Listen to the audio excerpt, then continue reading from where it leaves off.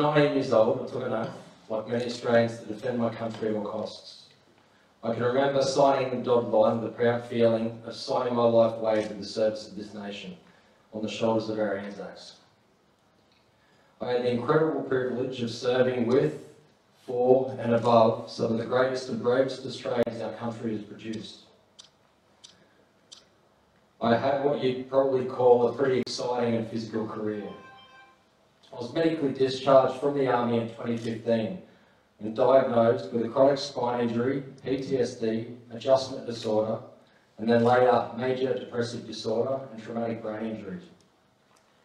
Once out, I was fed a cocktail of pharmaceuticals that took me from a highly capable platoon sergeant down to a permanently capacitated zombie.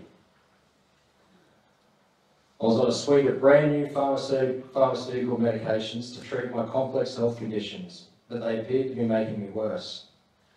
For a long time, I thought about myself as a used piece of military equipment, a burden to my family and wider society. Instead of an asset, I'd become a liability. Throughout my journey of recovery, I've learned about the dangers of brain injuries and how the current treatments of care may be killing us, leading to isolation, addiction, and suicidal behaviours. I took a non-fatal suicide attempt for me to realise that I needed to change. My story is unfortunately not uncommon. My lived experience, and that of many veterans in the Riverina, is that the current treatments lead to suicide.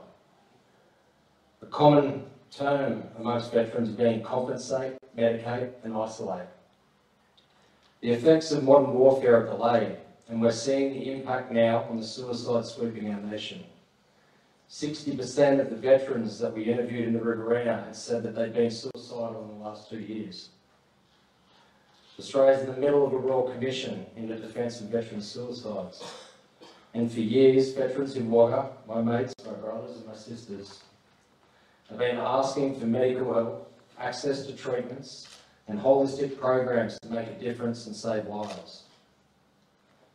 Finally, we've now been set up with a centre that we can do this. We've invited like-minded people and organisations to be part of this exciting new journey. Good people have answered our call. We now have a truly wonderful locally led trust working hard for us to raise funds, a talented Patria board and a team of volunteers running the daily operation.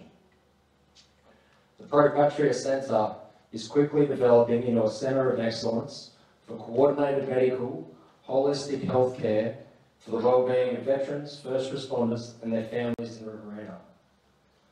Currently, there are 17 services being provided through PPC's website. Many of these services are treatments being offered in Wagga for the very first time. Our first phase of minor renovations was completed in 2022, and 3 medical services are now operating from PPC, including general practitioners, psychology treatments, and other health services to come. Since February 22, over 400 referrals have been made through our website. Following up with the service providers, they are reporting steady progress and engagement for these patients and clients. The general consensus is that having access to medical services, particularly to those supported by DBA in Wagga, is a significant boost to well-being. In addition to the medical health care at PPC, there are programs designed to connect and enhance the quality of life outcomes. The Kitchen Garden Plate program started with the monastic kitchen garden being renovated and bringing the orchard back to productivity. Riverina TAFE have jumped on board and is working with PPC to restore the kitchen garden, helping us build toward qualifications in permaculture and horticulture. The next phase is for the produce. It is now bountiful, as you can see in the photos.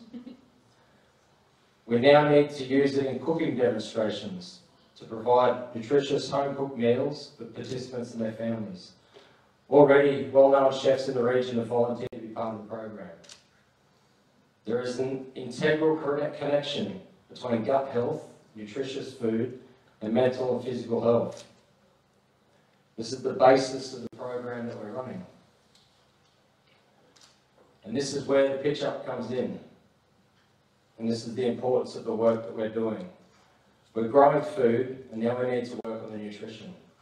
To do this, we need to upgrade the kitchen so we can train people how to prepare and cook their food better. Once your brain is deprived of good nutrition,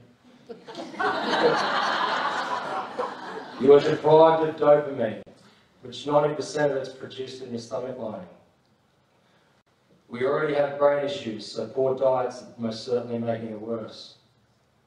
We're looking to create sustainable solutions that build on the individual's skills and capability and so they can look after their own health comes with better food and nutrition.